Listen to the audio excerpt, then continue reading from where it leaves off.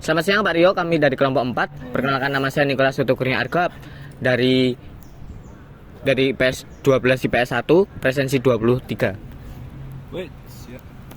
Halo semua, perkenalkan saya yang paling berotot di sini. Nama saya Sylvester Lanjar dari Triaji, kelas 12 IPS 1, absen 30.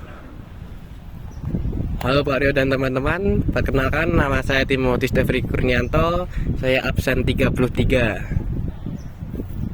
Selamat pagi, siang, sore, atau malam Pak Rio dan teman-teman. Nama saya Lokeswara yang paling gondrong di kelompok ini. Dan masih ada rekan-rekan kami, 3 rekan kami yang berhalangan hadir, yaitu Raka presensi 3 dan yang satunya Tio presensi 10. Dan ada teman kami yang paling berjasa di balik kamera, ada Christophorus Dias nomor presensi 7. Sekian dari kami, terima kasih, selamat menyaksikan, jangan bosan menonton.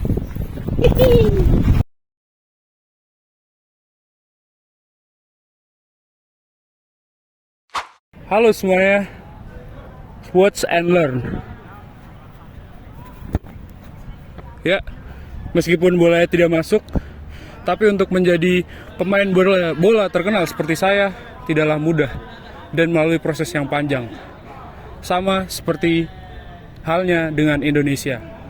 Dahulu Indonesia saat pertama kali merdeka itu dihadapkan dengan kekacauan yang luar biasa, baik dari permasalahan ekonomi, kemudian sosial, dan lain-lain. Juga menghadapi banyak pemberontakan.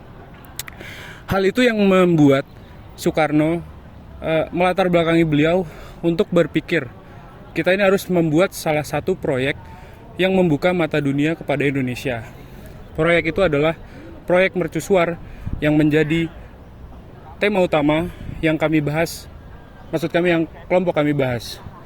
Politik mercusuar sendiri dilatar belakangi karena Soekarno ingin membuka proyek yang besar untuk menarik pihak asing agar mengenal Indonesia itu apa.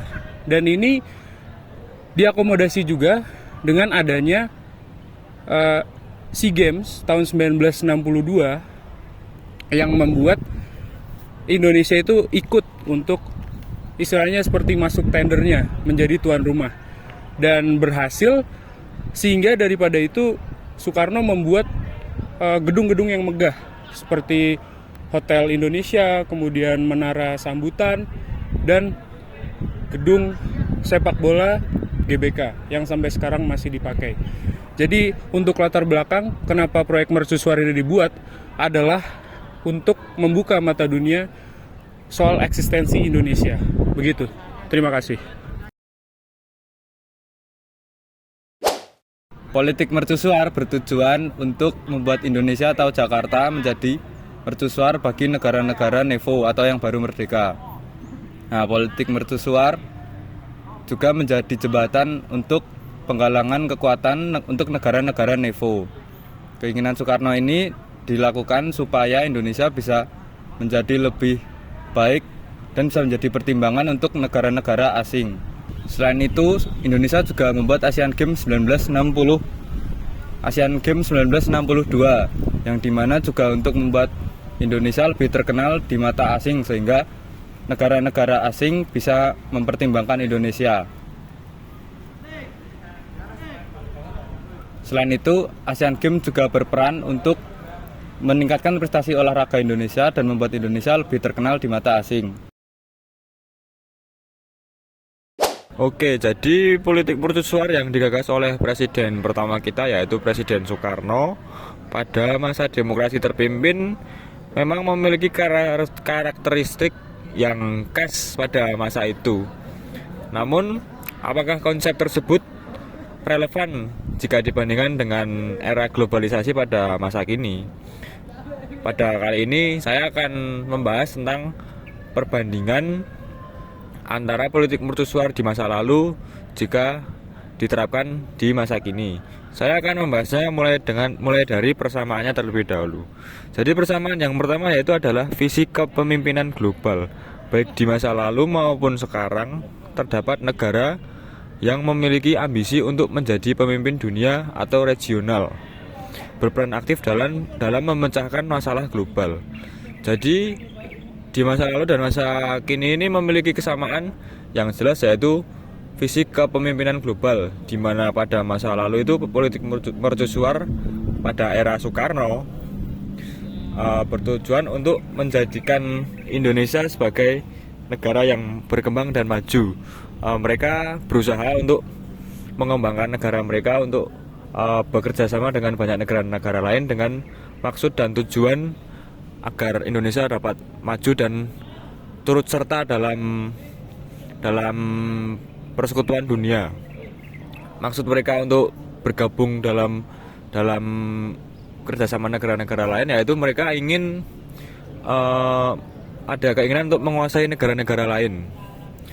Jika dibandingkan dengan masa kini, tidak berbeda jauh, di mana Indonesia saat ini juga memiliki ambisi untuk menjadi pemimpin dunia, di mana Indonesia aktif dalam berbagai forum internasional seperti G20, ASEAN, dan Organisasi Konferensi Islam atau OKI. Selain itu, Indonesia juga menginisiasi berbagai kerjasama regional seperti proyek infrastruktur, fisik, dan digital yang menghubungkan negara-negara di kawasan Asia Tenggara. Lalu persamaan yang berikutnya yaitu adalah proyek-proyek besar. Di masa lalu, pada saat politik mercusuar, seringkali membangun proyek-proyek besar seperti monumen. Salah satu contohnya yaitu pembangunan Monumen Nasional atau Monas yang terletak di Jakarta di era Presiden Soekarno. Selain itu ada juga Stadion Gelora Bung Karno yang dibangun di Jakarta pada era Soekarno. Dan Hotel Indonesia menjadi simbol ambisi Indonesia untuk menjadi negara yang besar.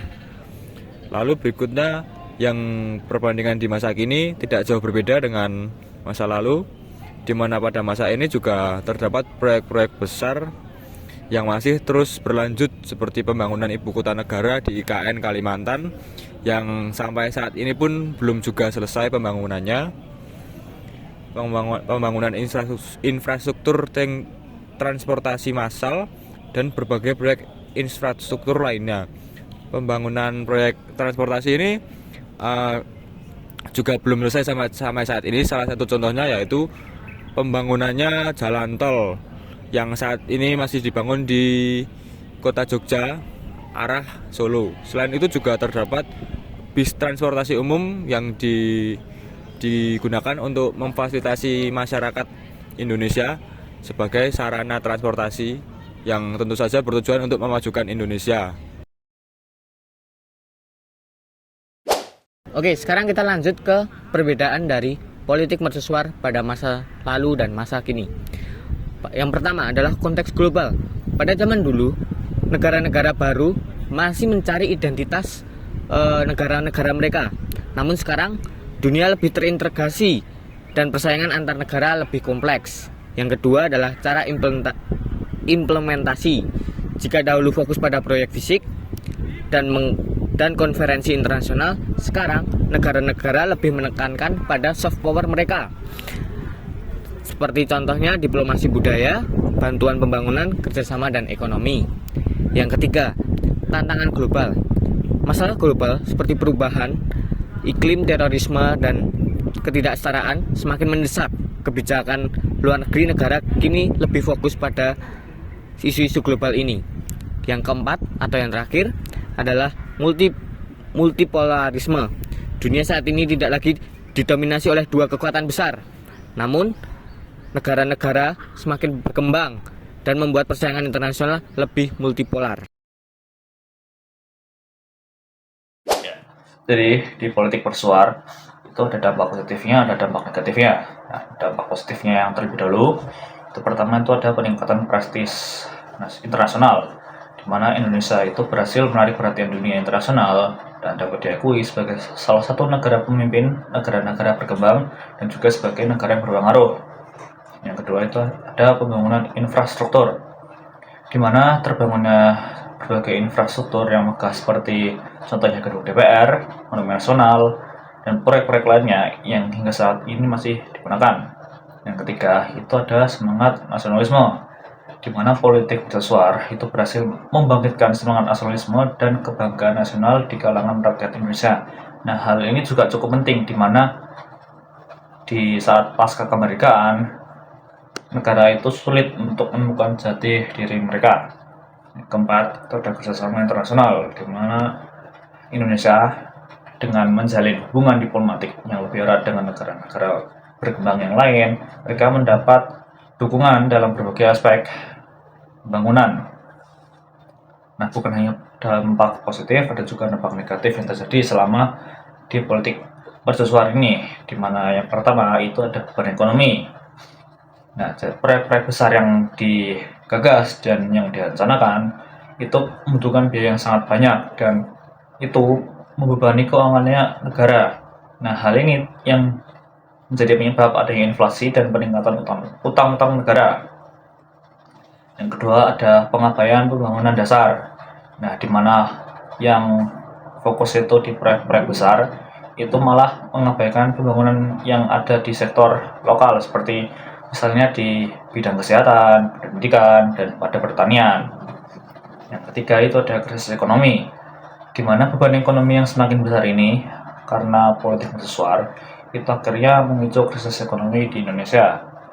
Nah, yang keempat itu intervensi dengan urusan dalam negara lain, di mana upaya Indonesia menjadi pemimpin negara itu menjadi intervensi karena adanya politik mercusuar. Dalam aspek jangka panjang, kita mempunyai dua aspek, yaitu aspek budaya dan aspek kehidupan sosial. Nah, dalam aspek budaya sendiri memiliki warisan arsitektural dan identitas nasional. Yang dimaksud itu seperti dalam politik mercusuar, Soekarno itu membangun dua monumen yang membuat identitas Indonesia seperti Gelora Bung Karno atau GBK dan Monas atau Monumen Nasional.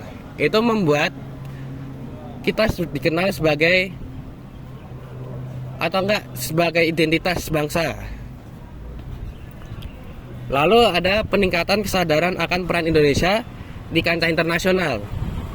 Meskipun proyek-proyek mercusuar secara tidak langsung meningkatkan ekonomi saat itu, mereka berhasil menyadarkan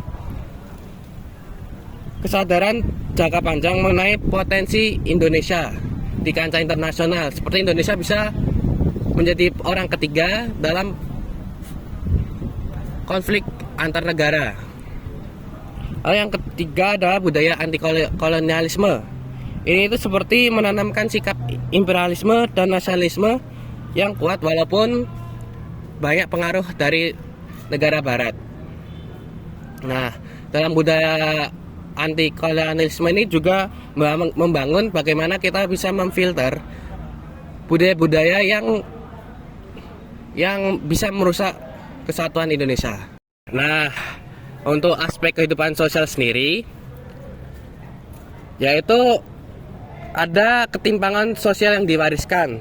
Pada politik mercusuar sendiri, kesenjangan sosial dan ekonomi bisa semakin tajam, walaupun kebijakan mercusuar sendiri itu tidak berpengaruh. Namun, secara tidak langsung, kebijakan politik mercusuar sendiri mempengaruhi bagaimana kehidupan bangsa di zaman sekarang. Orang-orang akan terlihat timpang antara kaya dan miskin.